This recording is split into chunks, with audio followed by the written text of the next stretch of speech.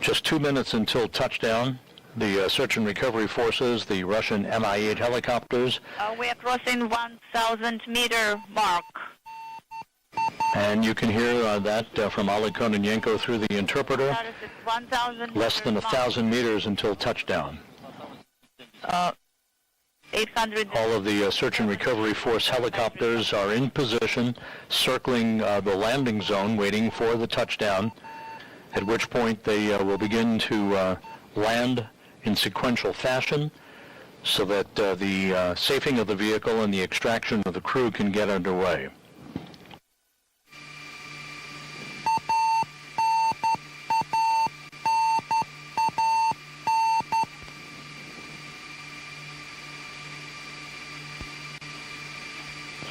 Наблюдаешь меня справа на 2? 608, are you observing me to the right at 2 o'clock?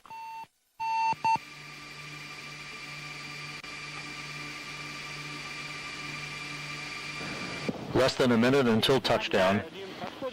This is 451, 300 meters. 300 meters off the deck.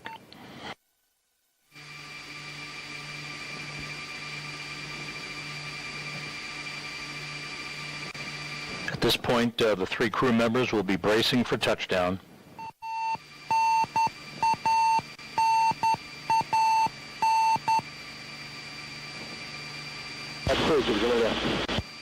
Unintelligible.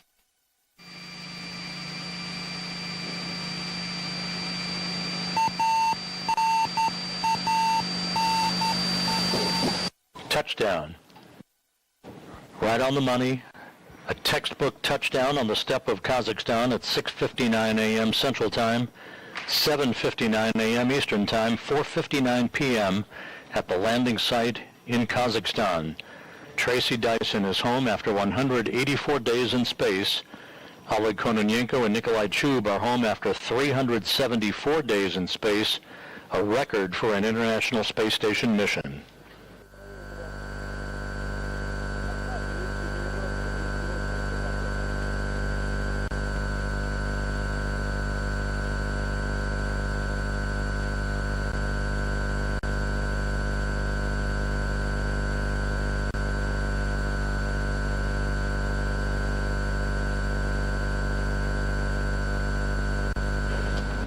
With the on-time touchdown by the Soyuz Ms-25 and the 3 crew members back on Earth, the Rosaviatsa search and recovery forces, the Russian Mi-8 helicopters, they will begin to land in sequential fashion to make their way to the spacecraft to begin the process of extracting the crew.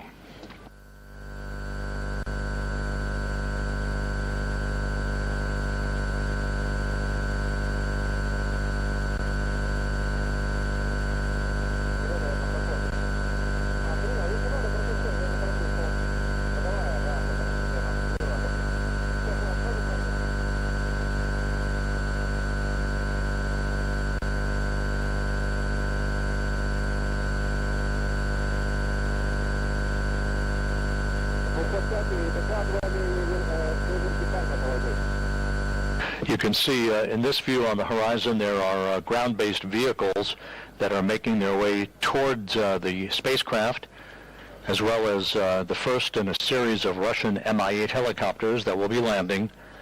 These are the initial recovery personnel from RSC Energia to begin the process of ensuring that the vehicle is safe and no toxic gases escaping, and then we'll begin the process of opening up the hatch to extract the 3 crew members who will be placed in chairs near the spacecraft to allow them a few minutes to get their land legs back before they're carried in those chairs to a nearby inflatable medical tent where they will get out of their Sokol launch and entry suits into more comfortable clothing and be taken to 3 separate helicopters for the 2-hour helicopter flight back to the staging city of Karaganda. This view from this all-terrain vehicle will be interrupted while this vehicle makes its way to the spacecraft, at which point we should, if all things are proceeding normally, receive video by the spacecraft of the extraction of the crew and the other activities.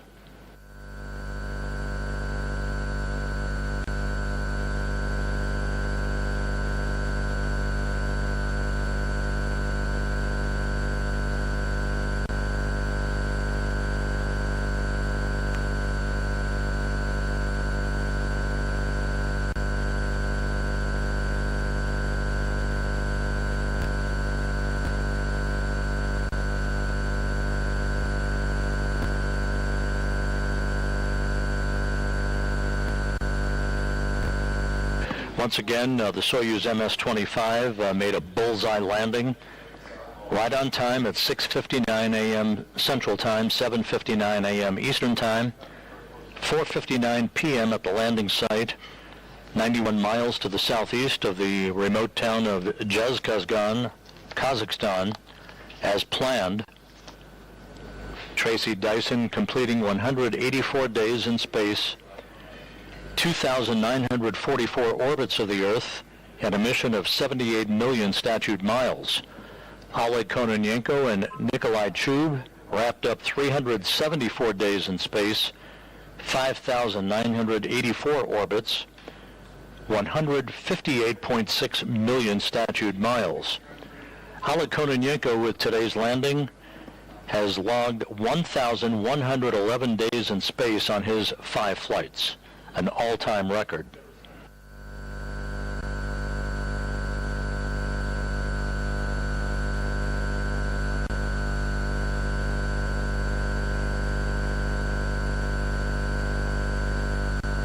And we've just received a report that the Soyuz stuck the landing. It landed upright. So the crew will be extracted out of the top hatch of the Soyuz once a ladder is erected by the recovery personnel along the side of the vehicle.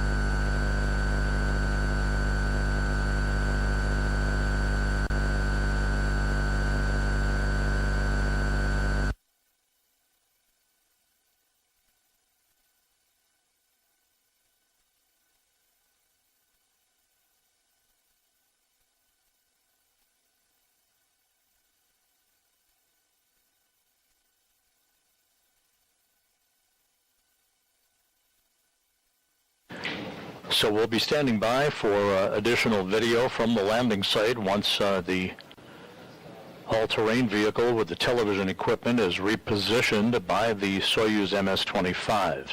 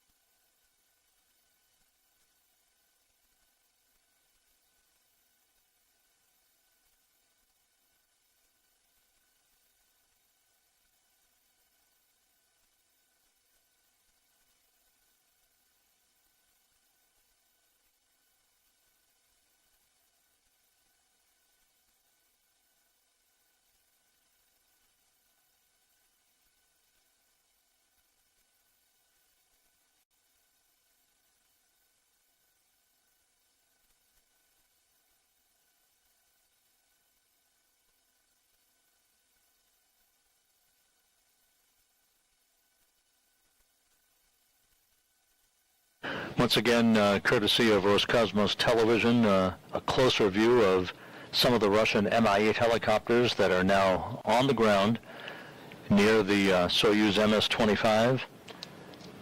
We should be getting a much closer view of the spacecraft, and there's a perfect sequence of events all the way down for Tracy Dyson, Nikolai Chub, and Soyuz Commander Oleg Kononenko as they made their way undocking from the International Space Station at 3:36 a.m. Central Time, 4:36 a.m. Eastern Time, moving to a safe distance away from the space station for the deorbit burn, and then their entry back into the Earth's atmosphere, and an on-target touchdown at 6:59 a.m. Central Time, 7:59 a.m. Eastern Time, 4:59 p.m. at the landing site. The landing occurring about 1 hour and 13 minutes before sunset.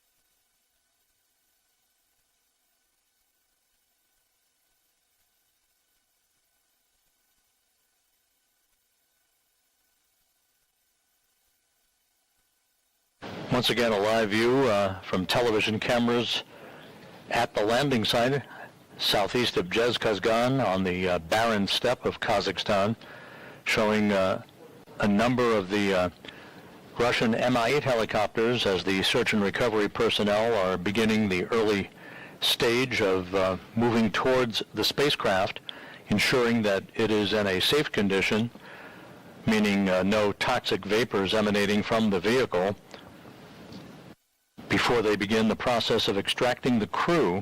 The vehicle landed upright, meaning that the recovery teams will erect a ladder on the side of the Soyuz descent module and will extract the crew from the top of the Soyuz, helping them carefully down that ladder into 3 waiting chairs nearby so that they can have an opportunity to get their land legs back.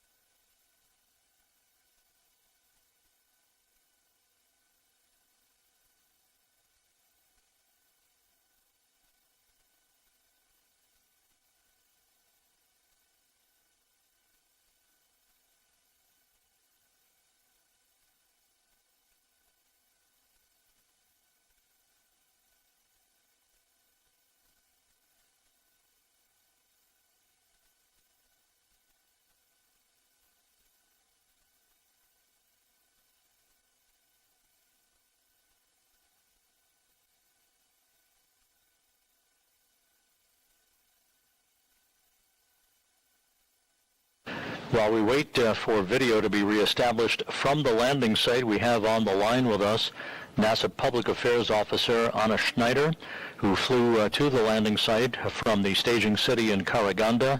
Anna, why don't you give us a scene setter as to what's happening right there at the Soyuz Ms-25? Hey, yeah, well, it's great to hear from you here at the landing site. Our helicopter touched down just about 10 minutes ago. The Soyuz landed upright on the ground, and right now they're putting the stand around it. Lots of activity going on. It's a pretty clear, picturesque day for landing here. Clear sky, gentle breeze in the 70s or so. And the sun is slowly starting to set on the desert out here. All of the helicopters have touched down. We were the last one to touch down, actually. And then before landing, we were actually able to get a pretty good look of the capsule in the air under its parachute about 5 minutes before it touched down. So currently we have the search and recovery personnel surrounding the capsule. The crew are not out yet. They're spacing all around there, putting up that stand in order to prepare to bring the crew out. But yeah, lots of action out here. Great day, great landing. Looking forward to seeing Tracy and her crew soon. Anna, the site of the Soyuz under the chute, we had a spectacular view, but from your vantage point aboard one of the Russian Mi-8 helicopters, must have been at least equally spectacular.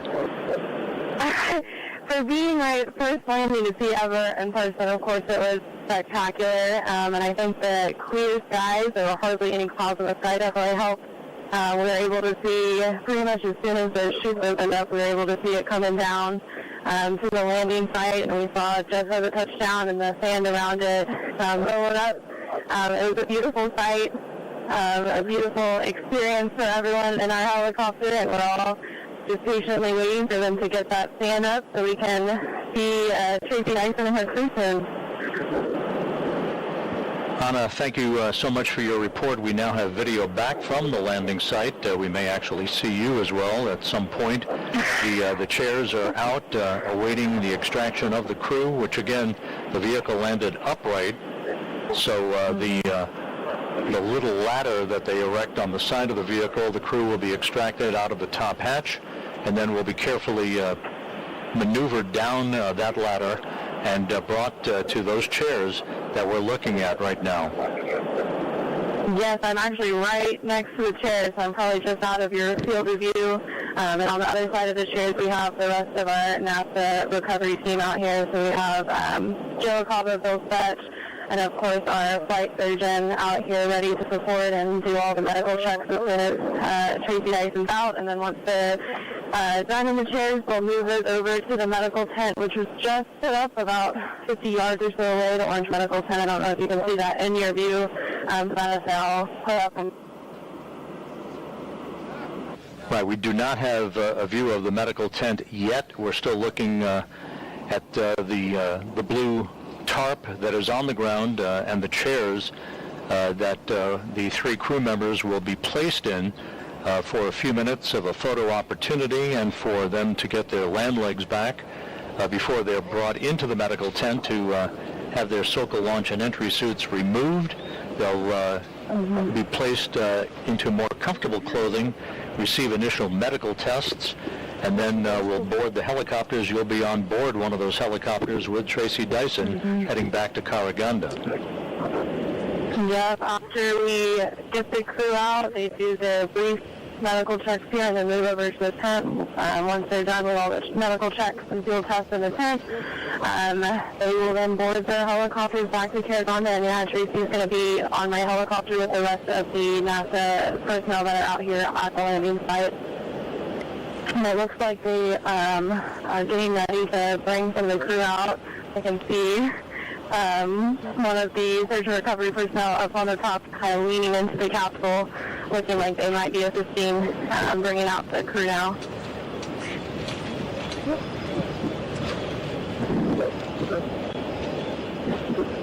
And there's a view of the RSC Energia personnel at the very top of the Soyuz spacecraft. They will be removing some equipment to clear the path, if you will, for the crew members to be extracted one by one. Once they get out of that top hatch, they'll sit on the edge of the top of the Soyuz on this ladder platform, if you will, before they're carefully helped down to the ground and brought to the chairs that you see there in this field of view.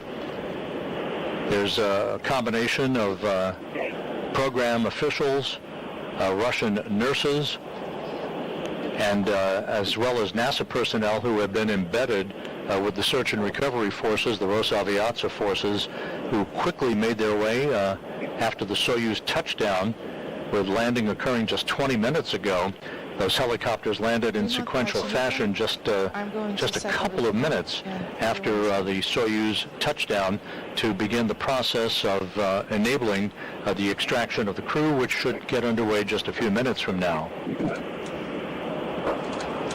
Yeah, that's right. It was a super speedy process once the capsule touched down. Pretty much as soon as the capsule landed, the helicopters started to touch down around it, and then we were the very last helicopter on the ground, and that only took about 5 minutes after landing, so definitely very quick.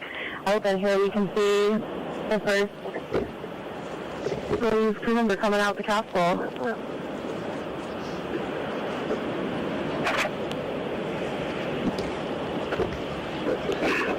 And the first crew member, likely Oleg Kononenko, the Soyuz commander, being helped out of the center seat. And there he is. 374 days in space on this flight, waving to the crowd. 1,111 days in space on his 5 space flights. Please be careful. Slow. He's now coming down the slide. And he'll be moved into his chair over right in front of the capsule.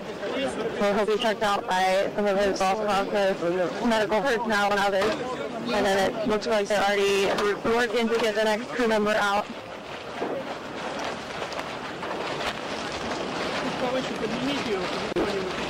Move him up.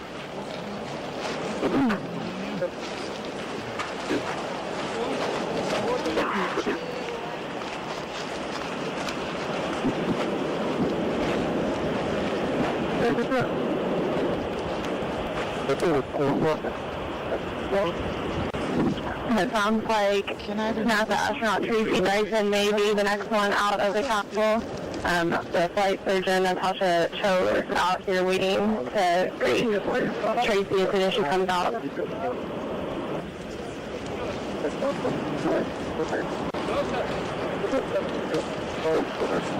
Anna, we have a beautiful view of the Soyuz under its chute, almost from the time of chute deploy.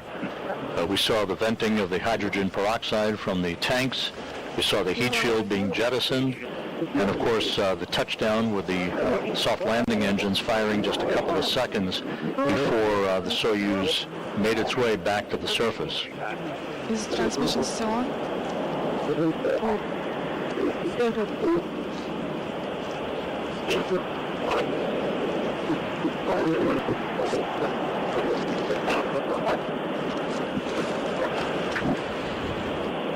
Again, here at the landing site, we're just waiting and standing by as they continue to extract the crew. Of course, we have the first crewmate already out, Oleg Kononenko, and now we're waiting for Tracy Dyson and Nikolai Chute to make their way out.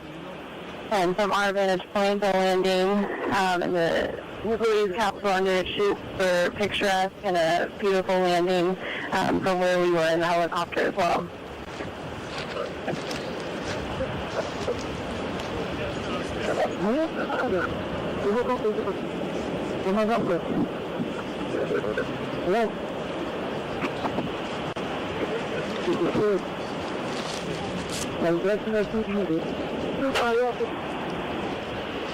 We are watching Oleg Kononenko as the recovery personnel are attending to him and waiting for the other crew members to be extracted out of the top of the Soyuz Ms-25. Looks like our next crew member is coming out. Should be Tracy Dyson.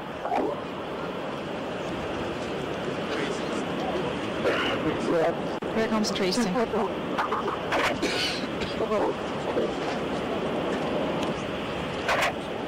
And there's NASA astronaut Tracy Dyson making her way out. She's turning around and then she'll go down the slide. All smiles on her face currently as she's being helped out.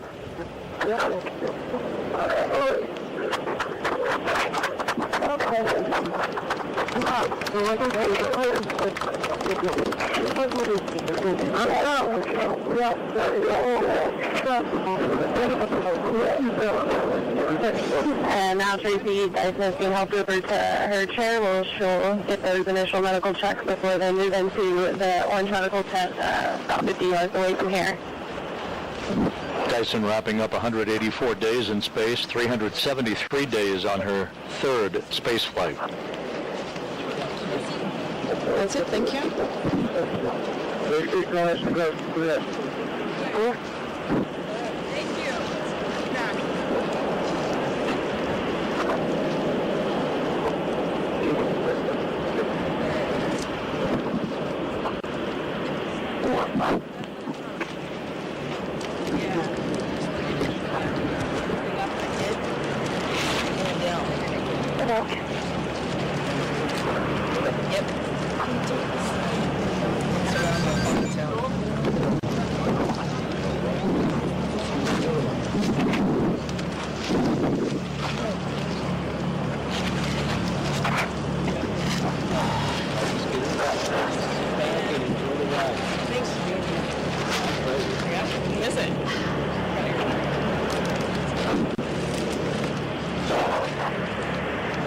And as they work to extract the third and final crew member, Nikolai Chu, Tracy Dyson is over getting those initial medical checks.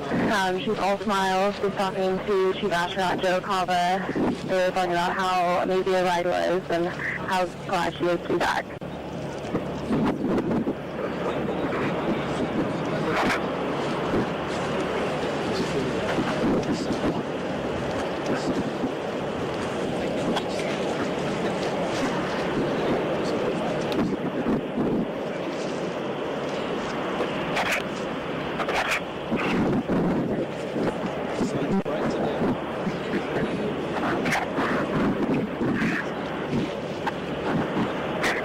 And I don't know if y'all can see from your camera view, but there's also a crowd of tourists actually out here, all wearing their orange shirts that came to watch the landing, and they're all closed up right behind the tube that was set up.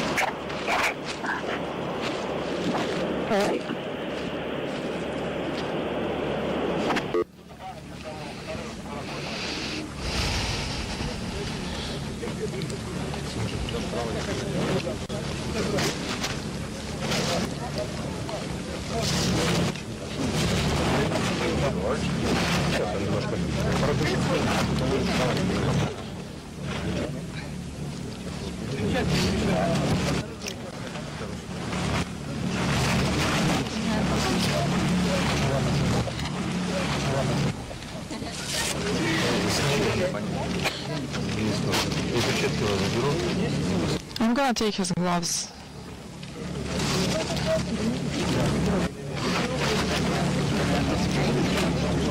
Once again, good views from the landing site of the crew members. Tracy Dyson, who is talking to her family on a satellite phone hookup. They're here in Mission Control in the viewing room.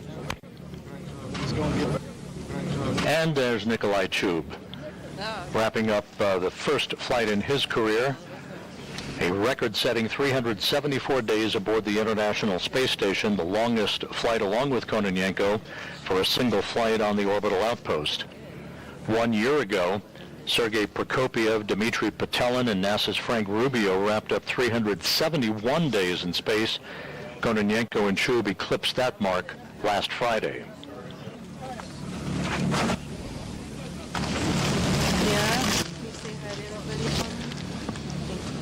And we have NASA Public Affairs Officer Anna Schneider back on the line with us. Anna, give us a look-see as to what's going on at the landing site. Yeah?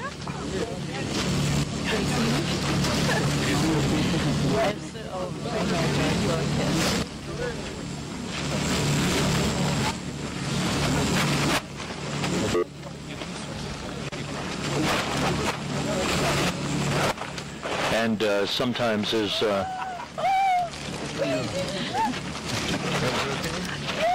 my gosh! Очень рада вас видеть. Спасибо. My hun? Did you see that? Oh, my former commander just gave me a bunch of roses.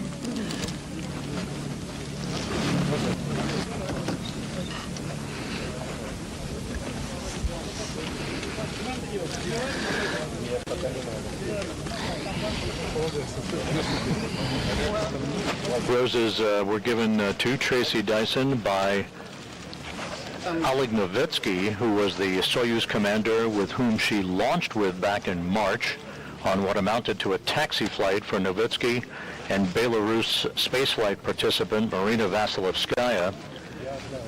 That was the crew that brought Laurel O'Hara home after her 6 months aboard the International Space Station.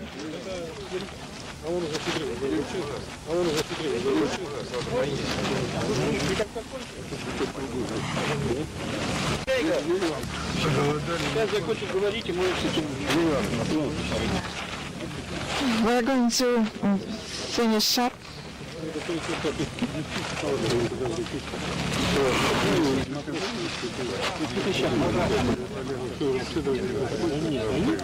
All three crew members are out of the spacecraft.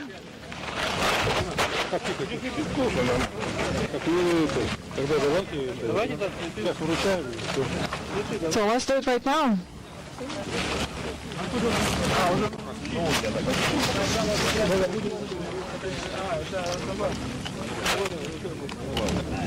In the foreground is Yuri Borisov, the head of Roscosmos. There will be more.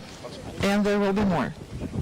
And again, Tracy Dyson accepting congratulations from members of the search and recovery forces. Within the next few minutes, these three crew members, having conducted a perfect entry and landing on the steppe of Kazakhstan, will be carried in their chairs into this nearby inflatable medical tent to get out of their Sokol launch and entry suits and into more comfortable clothing.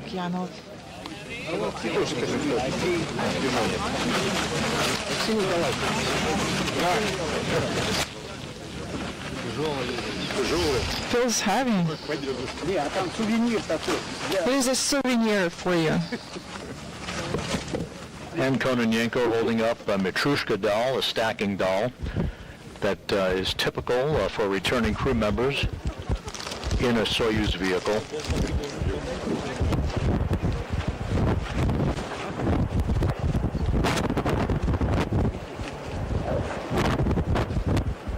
And I think we've reestablished our communications with Anna Schneider. Anna? Hey, yeah, Rob, sorry about that. My connection out here in the desert of Kazakhstan dropped. But I don't know if you can see right now, Tracy Dyson is receiving some gifts from her Roscosmos family and crewmates. So she's received a couple of bouquets of flowers from folks, as well as a nesting doll with her face on it, which is tradition for some of these Soyuz landings. You often see that, those nesting dolls being given as gifts at the landing site. And then also at the landing site, there's quite a bit of tourist activity, surprisingly. So there's actually a tourist group out here. If you see folks wearing orange shirts and hats in your view, those are all tourists that came out to watch the landing. Anna, I suspect that they'll be bringing the crew into that medical tent within the next few minutes. And I know that you and your colleagues will be heading back to Karaganda after the sun goes down for more activities back at the Karaganda airport, where Dyson and her colleagues will split up and fly back to their respective homes. Yeah, so all three crew members are now out. They're sitting in their chairs for a few brief moments. So since Tracy Dyson was extracted from the capsule, she's had time to have a brief medical check, and then she also had a chance to call some family and friends. And then, of course, she's received these gifts, and just a short while from now, we should see them carry off into the medical tent about 50 yards away, that big orange tent. Well, they'll do some additional medical evaluations, do some field tests, and also change out of their entry and landing suit into a more comfortable flight suit for that ride back to Kazakhstan.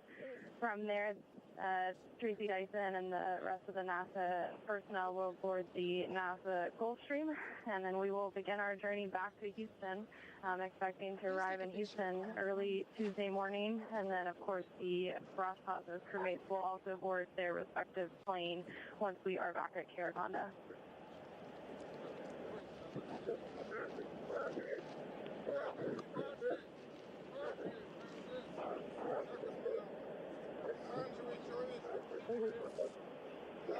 People dressed in orange, please move to the left.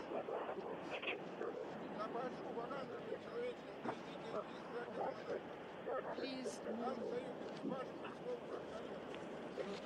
Иван Борисов также поздравил Трейси с возвращением на Землю.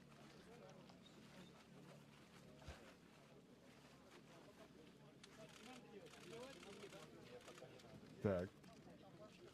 Да, вот, Миш, ну к тому, что ты сказал, что космонавты у нас не прибавляют вес и следят за ним на орбите. Но в росте-то они прибавляют. В росте обязательно. Вот это интересно. За счет того, что, опять-таки, есть невесомость, расширяется позвоночный столб, между позвонками увеличивается расстояние, и в среднем от 1 до 3 сантиметров прибавляют. А как же они потом в скафандры влезают? Ну, это действительно тоже, во-первых, учитывается. Скафандр шьется не настоящего человека, а на сидящего в ложементе. Именно поэтому вы, может быть, видели, когда они идут к ракете, они немножечко согнувшись, потому что в скафандре должно быть удобно, когда ты в нем лежишь в ложементе. И они позволяют, действительно, все сделано для того, чтобы учесть вот эти несколько сантиметров роста, которые появятся. Сейчас, после того, как они вернулись, начнут ходить, к сожалению, рост снова уменьшится. Российский флаг с логотипом РКК «Энергия». Корпорация «Энергия» с первым спутником держат. Все, мы замечаем каждый кадр нашей трансляции, внимательно его вместе с нашими уважаемыми зрителями наблюдаем. Олег Кононенко, вот свой первый какой-то космический... это, если я не ошибаюсь, Олег Котов рядом с ним находится. Ага. Вот как раз его сейчас заслонили. Да, действительно. Это космонавт Олег Котов, и он работает в Институте медико-биологических проблем. Тоже встречает наших космонавтов. Интересно наблюдать за Трейси. Так же, как и у Олега Кононенко, с ним снимают сейчас показатели организма, да. Медики российские и медики НАСА. Ну, назначение каждого прибора, конечно же, мы, наверное, не прокомментируем.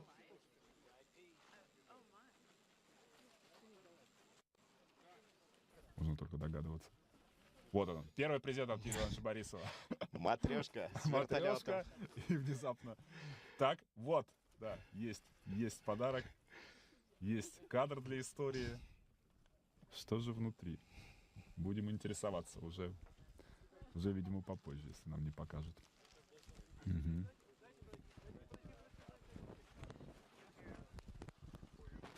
Чуточку. Вот от Юрия Ивановича Борисова Трейси получает цветы в подарок. И также матрешку.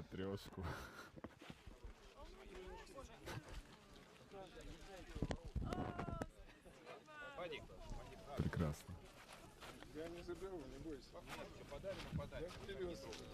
Чуточку меньше внимания Николаю Чубу, кажется, да, все-таки можно сделать предположение, что не так легко. Конечно же, после годичной первой его командировки на МКС ему дается эта посадка. Трейси прям как очень. На самом деле это очень индивидуально, как на человеке скажется спуск. И предсказать, как он будет себя чувствовать, очень и очень сложно. Опыт, возраст, тут все индивидуальные особенности организма. Сколько человек пробыл на орбите, все вместе это смешивается. И да, кому-то может быть легче, кому-то сложнее. Даже влияет высота.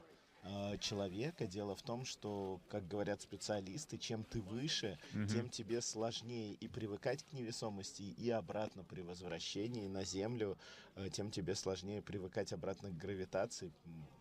То есть сказать точно, как ты себя будешь чувствовать, нельзя. И очень радует, что у ребят все хорошо.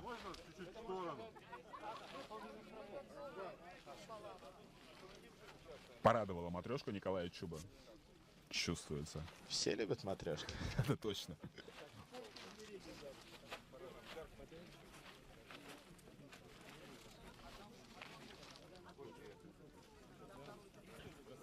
Да, уважаемые друзья, ну продолжаем мы подводить, конечно же, итоги этой космической командировки вместе со всеми специалистами, которые будут еще только работать над тем массивом информации научной, технической и практической, который им предоставят этот годичный полет и совокупность тех полетов рекордсмена нашего Олега Дмитриевича Кононенко.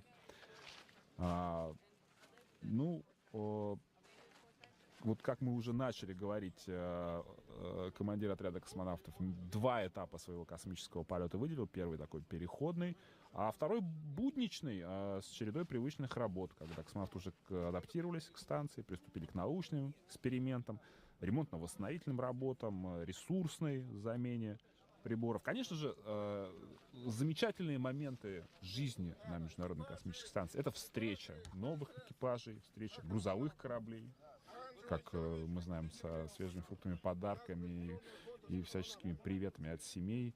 В общем, за год несколько было таких встреч. Экспериментов, конечно, как Миша сказал, огромное количество было выполнено на Международной космической станции за время работы Олега Кононенко, Николая Чуба. Тут можно какие в первую очередь отметить? В 2024 году уникальный абсолютный эксперимент. В течение 20 лет с помощью одного устройства ученые изучали, как космическое излучение действует на человеческий организм. Ну, совместное фото — это самая сложная часть работы. Да.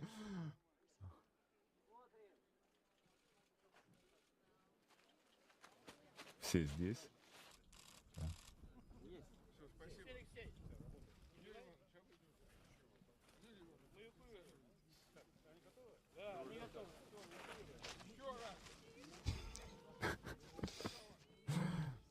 Ну что, тут можно порадоваться только. Каждый, вот, ну, все замечательно, все так, как надо. Все волнения позади. Мы уже знаем, что все хорошо. Это же у нас Анастасия Ленкова, дублер первого космонавта Республики Беларусь, общается с Tracy Dyson. Да, действительно, это она, Настя Ленкова.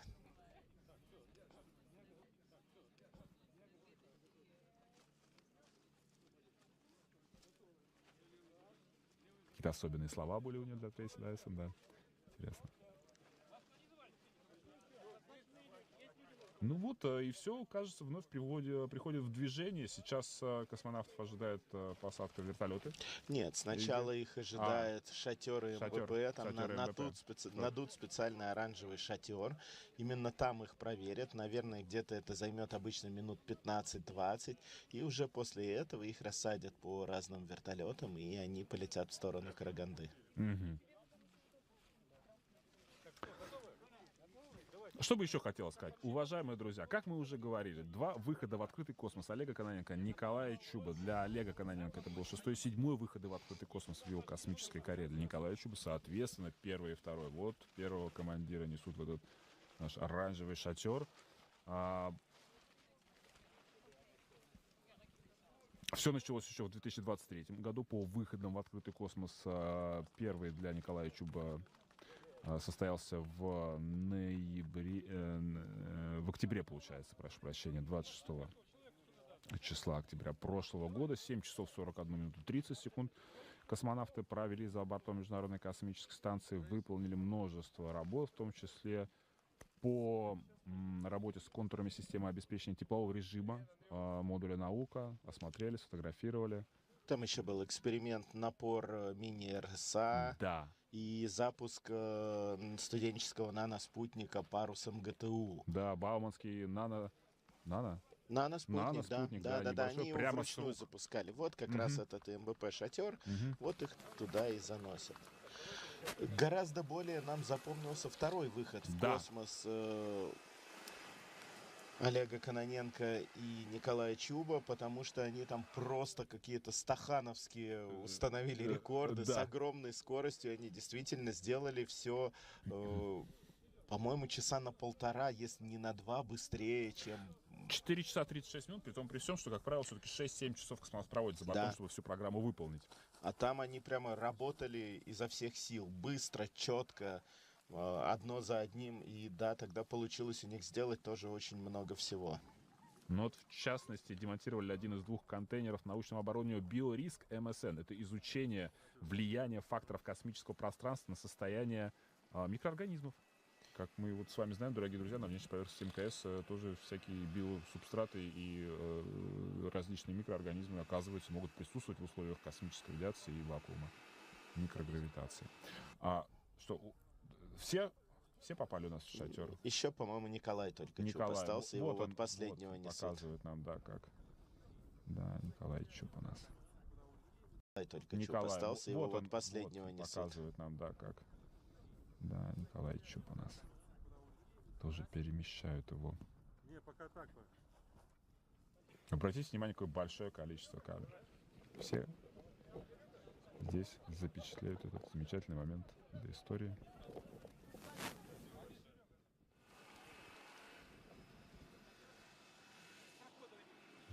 Улыбается Николай Чуб.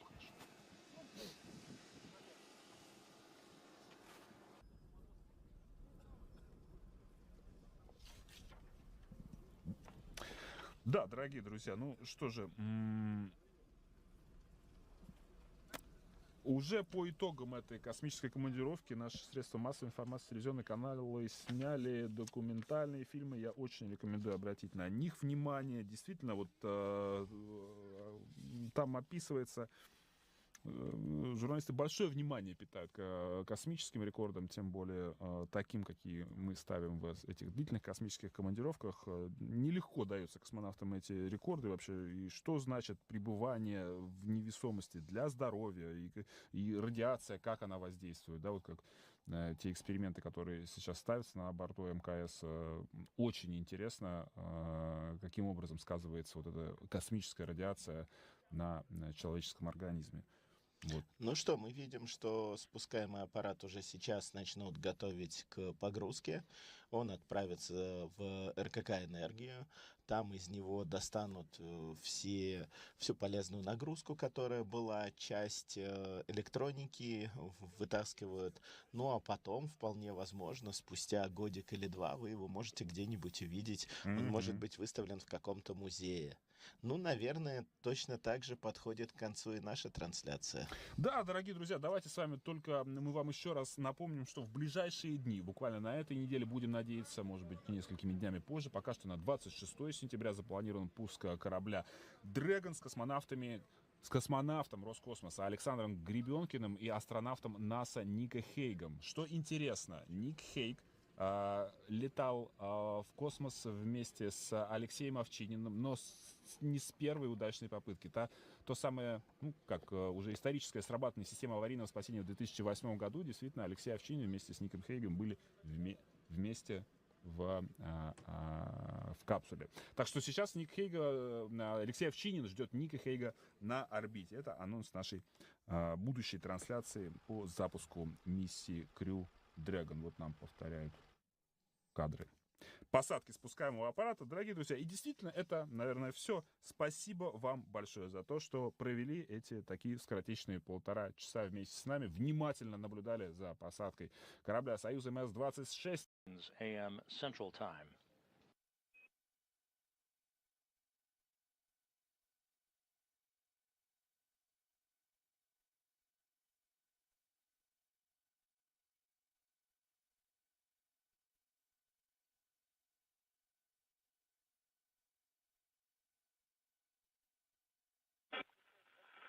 Inaudible.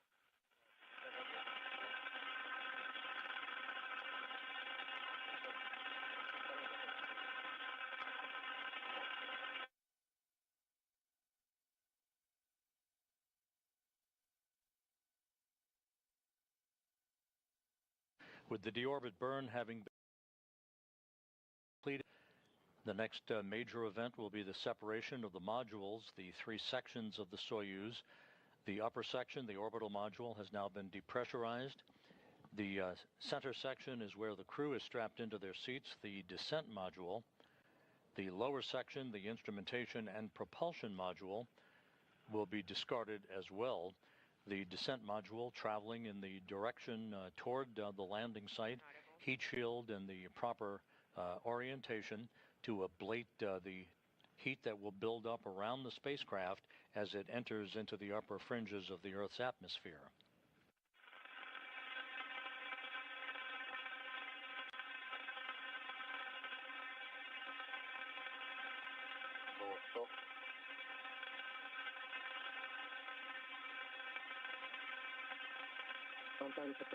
Antares, we're copying. I read you loud and clear. Copy.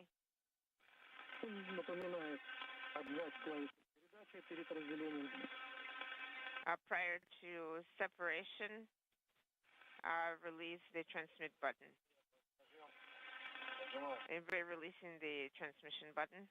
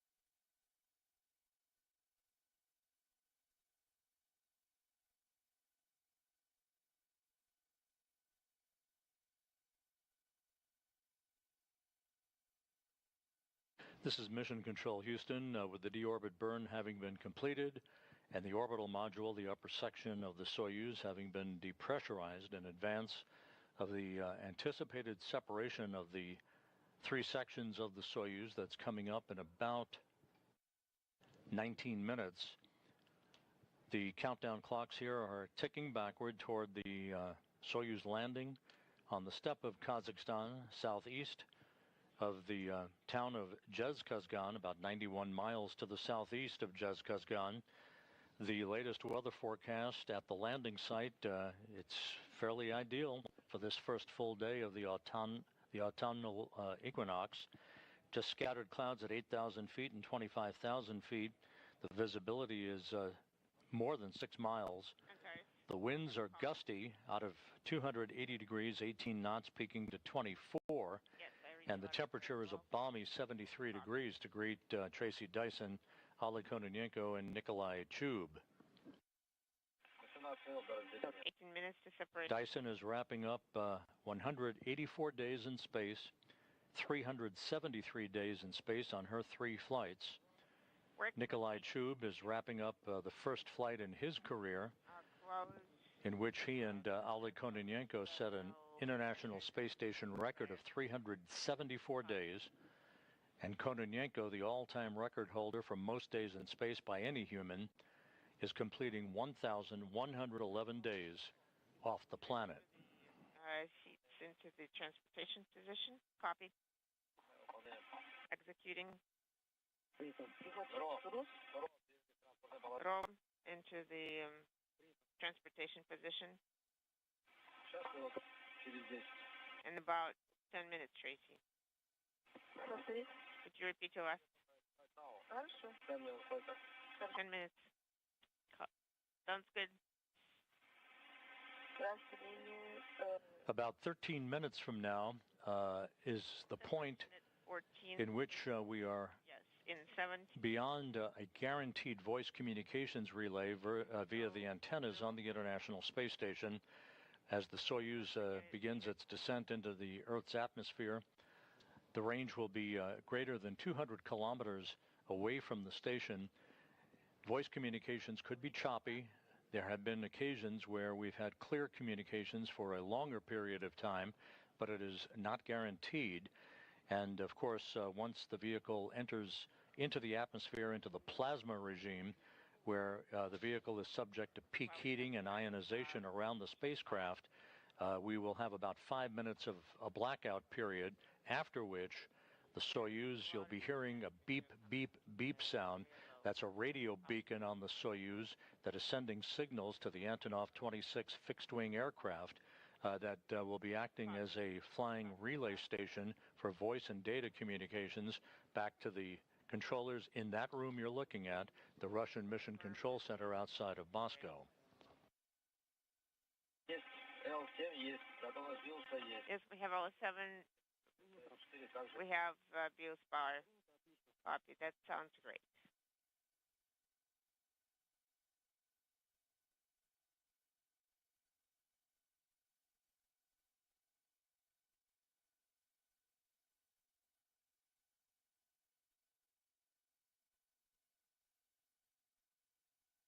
Once again, the Rosaviatsa search and recovery forces, including NASA personnel, are airborne from Zhezkazgan, the interim staging point for today's landing operations, en route to the landing site. They should be there about 20 minutes from now, in advance of the arrival of the Soyuz vehicle under its chutes. Separation is inaudible.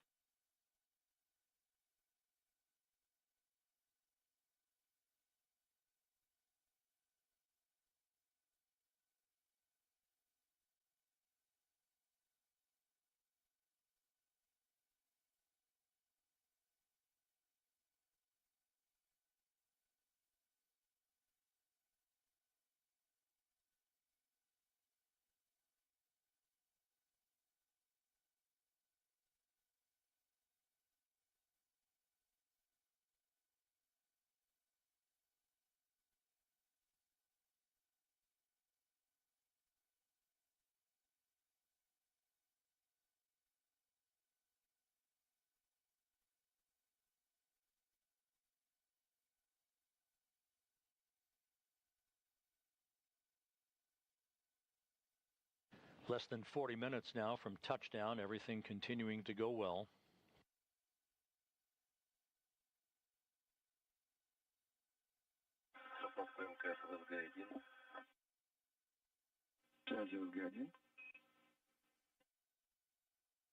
Значение АРУ -71, сбой почетности колеблется от 40 до 55. Принято. -71 и от 40 до 55.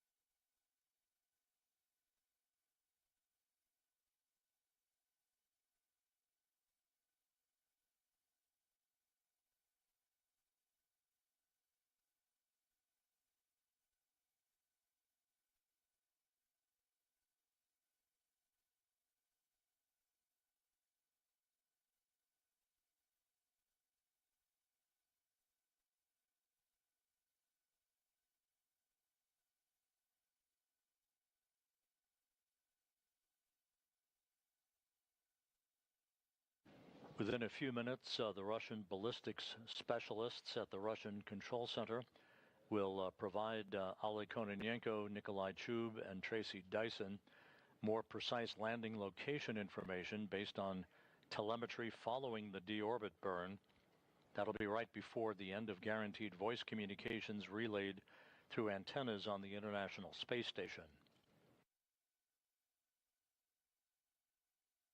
Some 12 minutes now until the expected separation of the 3 sections of the Soyuz by pyrotechnics.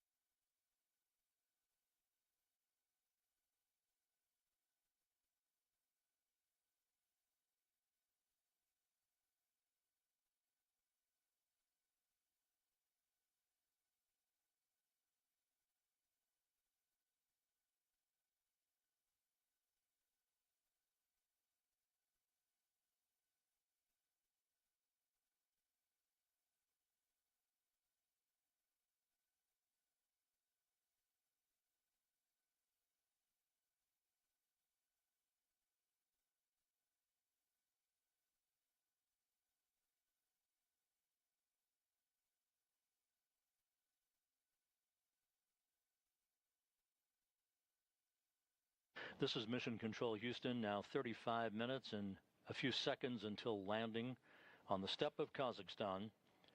The landing, that means that by the time the crew is extracted and brought into the nearby inflatable medical tent by the spacecraft to get out of their Sokol launch and entry suits and into more comfortable clothing for the helicopter ride back to the staging city in Karaganda, the sun will have set. That those helicopters returning to Karaganda will do so in darkness.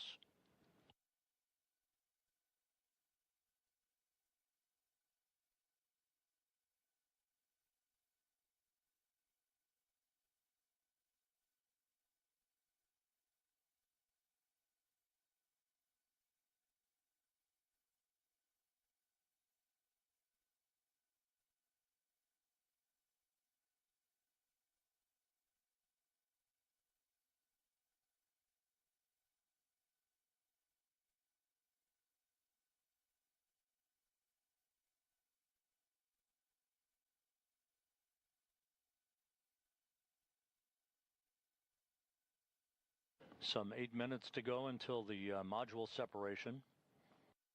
We're just about at the end of a guaranteed voice communications relay with the International Space Station. And we'll be waiting, as will everyone else at the Russian Mission Control Center, for continuing voice reports as available from the Soyuz commander Oleg Kononenko.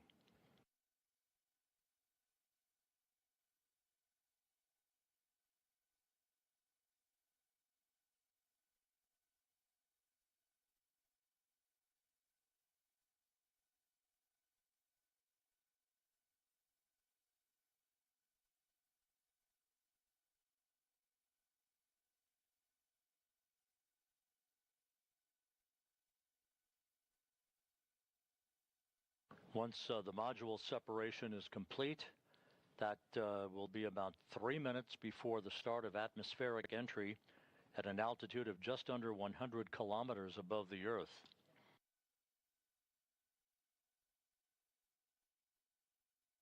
About a minute and a half after atmospheric entry, the spacecraft and its 3 occupants will enter into the plasma regime for what is called control entry guidance. The onboard computers will be targeting the Soyuz for its landing site based on pre-programmed time commands.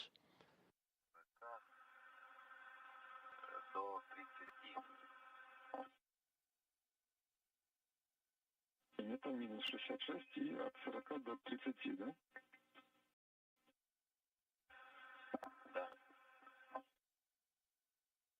Да. Это для информации то разделение 14, 11, 33, 32.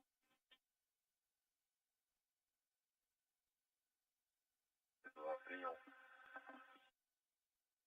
Верно?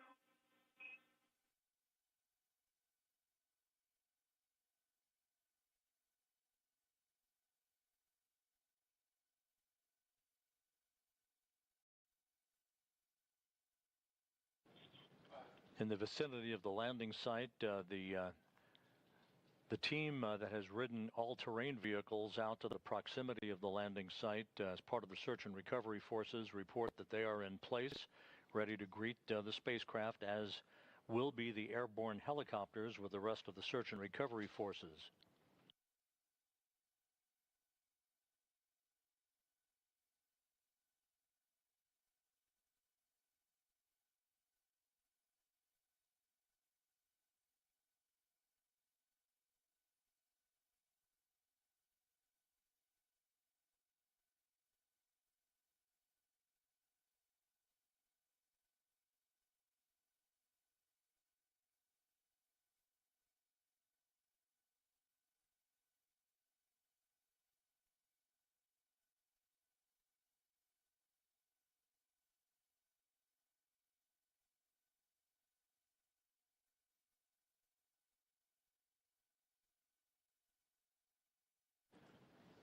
Just under 5 minutes until the module separation, as this portion of the entry will begin to see a series of events in quick fashion.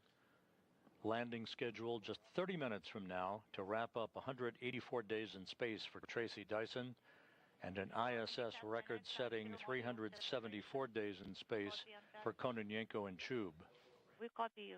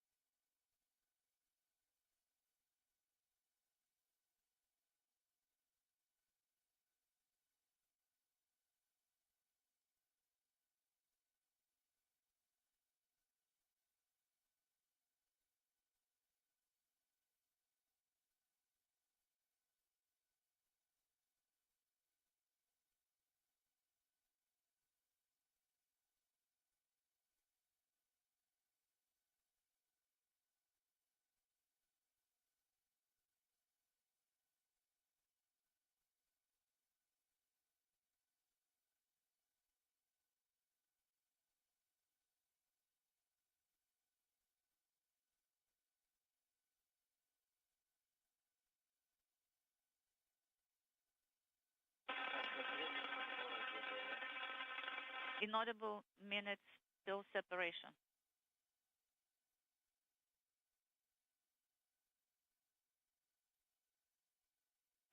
От Москвы МКС ЛСГ-1. Союз ЛСГ-1. Показания АРУ минус 68.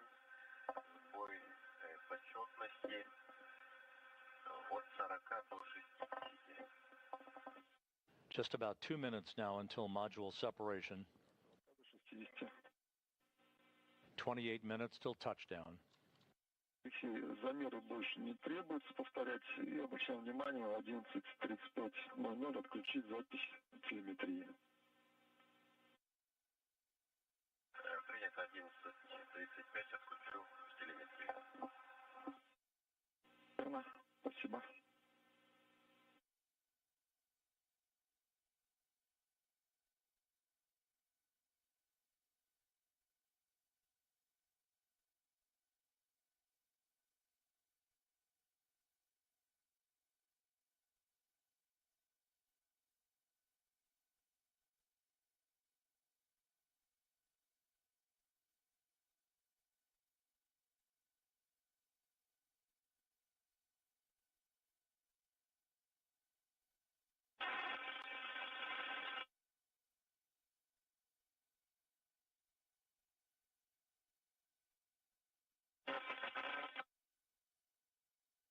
Unintelligible.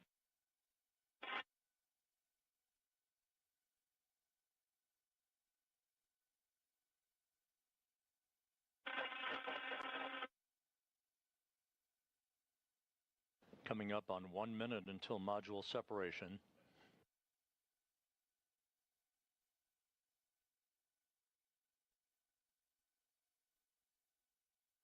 And again, the rather poor communications quality from the Soyuz is typical, as the Soyuz has moved out of usable range of the voice communications relay from the International Space Station.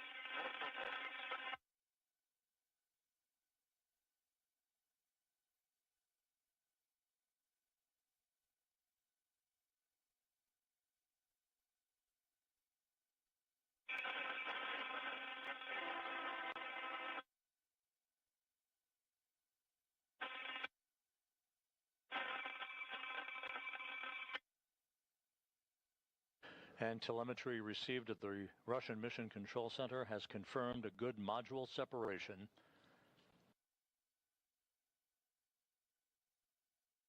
The next step in about 3 minutes will be the Soyuz entering the first traces of Earth's atmosphere and the first sensation of gravity to be felt by Kononenko and Chub in over a year and just over 6 months for Tracy Dyson.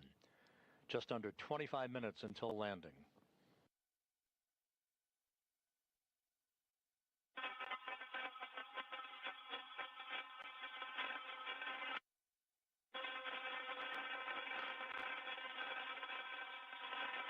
At the landing site to the southeast of the town of Jezkazgan on the steppe of Kazakhstan, the winds are a little bit on the frisky side, but the visibility is good. Just some scattered clouds at 8,000 feet and 25,000 feet.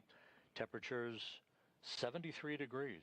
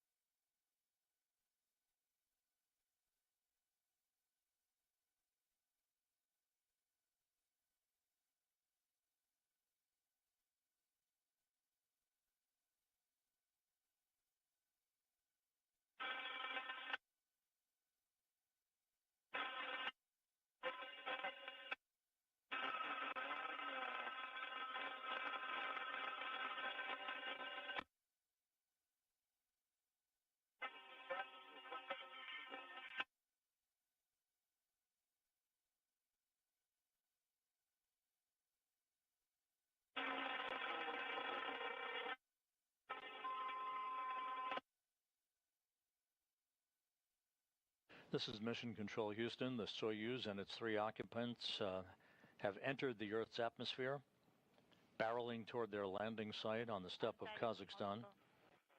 They should be entering into the plasma regime just a few seconds from now, with landing scheduled just over 22 minutes from now.